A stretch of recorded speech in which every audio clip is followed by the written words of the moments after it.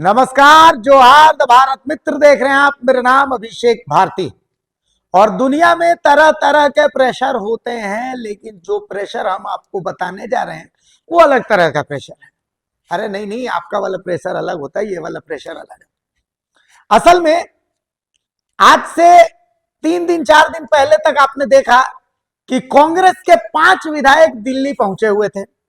मकसद साफ था, या तो हमको मंत्री बनाइए, नहीं तो भैया खत्म, टाटा बाय बाय।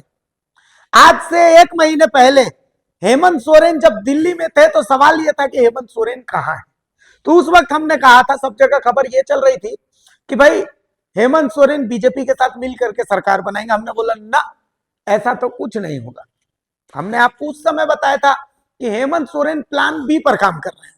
तो सवाल है कि प्लान बी क्या था। यह प्लान बी था कि हेमंत सोरेन सरकार तो में रहेंगे, सरकार से तो उनको कोई नहीं हटा सकता, लेकिन इस बार वो अकेले सरकार में रहेंगे। और अकेले सरकार में रहने के लिए एक एनाकोंडा वाला उनको खेल खेलना था। एनाकोंडा वाला खेल क्या था? बीजेपी के साथ अगर वो मिलेंगे तो हेमंत की राजनीति खत्म। तो इसलिए हेमंत इतनी बड़ी गलती तो करेंगे नहीं। तो हेमंत करेंगे क्या? हेमंत सोरेन ने प्लान किया कि भाई साहब, कांग्रेस आरजेडी को ही तोड़ देंगे। क्योंकि ये जितने भी विधायक हैं ये सब हेमंत सोरेन की कृपा से विधायक हैं। इनका खुद का टैलेंट, बहुत कम ऐसे हैं जिनका खुद का टैलेंट है। अब कांग्रेस के ये विधायक राजेश कच्छप, विक्सल कोंगाड़ी, भूषण बाड़ा और सोनाराम सिंकू, ये सब दिल्ली गए और साथ में गए सुरेश बैठा। बाकी शुरुआती 4 जो है वो एसटी हैं, बाकी एक सुरेश बैठा एससी।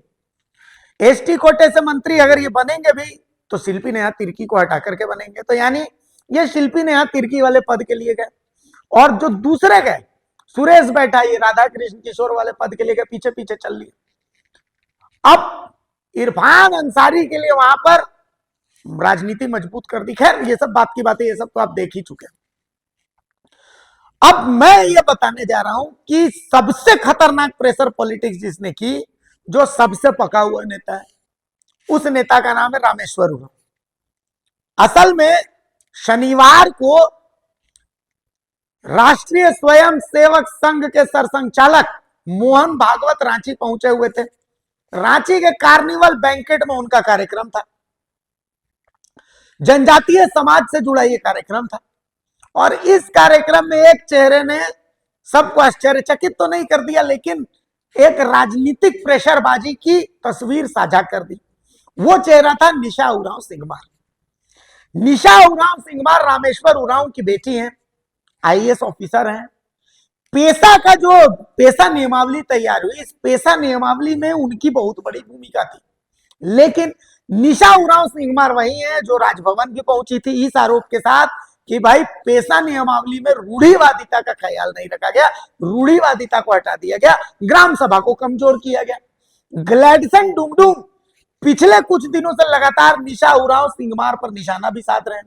और अब निशा उरांव सिंघमार जैसे ही आरएसएस के जो सरसंघ चालक हैं मोहन भागवत के इस कार्यक्रम में हिस्सा लेने पहुंच चुकी, वैसे ही ग्लैडसन डुंगडुंग को एक और मौका मिल गया। बहरहाल सबसे पहले निशा उरांव सिंघमार से यह सवाल पूछा गया कि भाई संघ के कार्यक्रम में आप आई, तो क्या जवाब मिला, ये सुनिए। जी, विशेषकर आदिवासी समाज के लिए संदेश दिया गया कि विविधता में एकता है और अलग अलग जो सबके रास्ते भले अलग अलग हों, लेकिन ईश्वर के लिए जो मंजिल है वो एक ही है। तो इस तरह से उन्होंने यही संदेश दिया कि जितने भी भारतीय धर्म है, जो भारत का जो मूल धर्म है वो है विविधता में एकता।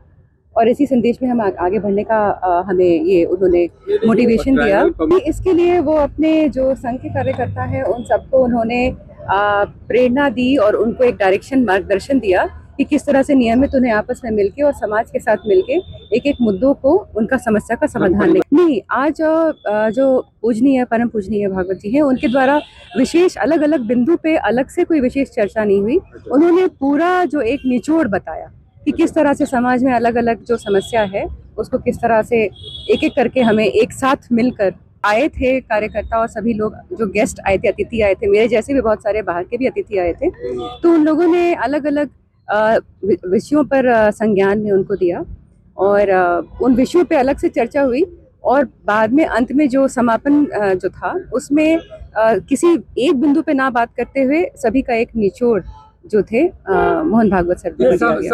समाधान का यही जिक्र था कि एक साथ हमें एक दिशा में बढ़ना है, विविधता में एकता रखना है, और कोई भी जो समाधान है वो अकेला कोई संगठन अकेले नहीं पा सकता, कोई समुदाय भी अकेले नहीं पा सकता। तो समुदाय और संगठन सबको एक साथ आना है। चुनौतियां जो है झारखंड की वो जो अनेक हैं और वो भारत के कई क्षेत्र में है। पेशा को लेकर जी, पेशा पे तो चर्चा जरूर हो रही थी, क्योंकि पेशा एक बहुत ही मुख्य और विशेष विषय है समाज के लिए। तो ऐसा लगता है कि संविधान में भी कई बार संशोधन हुए हैं, और उसी प्रकार से जब भी कोई कानून बनता है तो उसमें कई बार संशोधन की संभावना है। और मुझे लगता है कि कोई भी सरकार इसके लिए ओपन है, और सरकार को जब भी लगेगा कि इस विषय पर गंभीरता से उन्हें इसे एक बार देखना चाहिए, परखना चाहिए, तो मुझे पूरी उम्मीद है कि जरूर संशोधन होगा। और संशोधन होना बहुत ही सरल और साधारण प्रक्रिया है। ये कोई जी, मुझे पूरा ऐसा आशा भी है, आकांक्षा भी है कि जरूर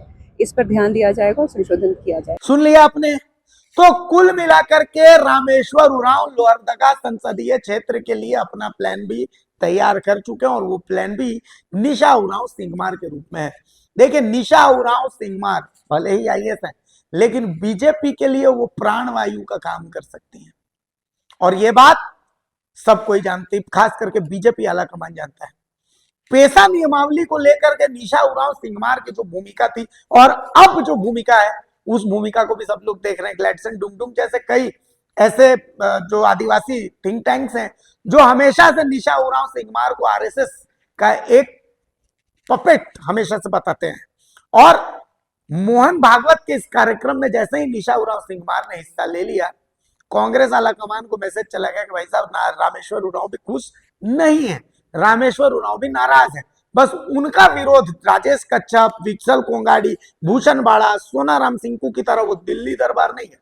वो बस रांची से ही बैठे बैठे निशा उरांव सिंघमार को इस कार्यक्रम में हिस्सा लगवा करके और ये मैसेज दिल्ली तक भिजवा चुके हैं कि भाई साहब, यहाँ कुछ भी हो सकता है, ये झारखंड है। आपको क्या लगता है, निशा उरांव सिंघमार आखिर क्यों इस कार्यक्रम में शामिल हुई होंगी? उन्होंने बता तो दिया कि भाई, जो एक ऐसा धर्म है जो धर्म हमेशा से चला आ रहा है, और उन्होंने उसका नाम भी बता दिया। तो क्या निशा उरांव सिंघमार की ये बातें क्या बता रही कि आने वाले समय में झारखंड की राजनीति कितनी बदलने वाली है?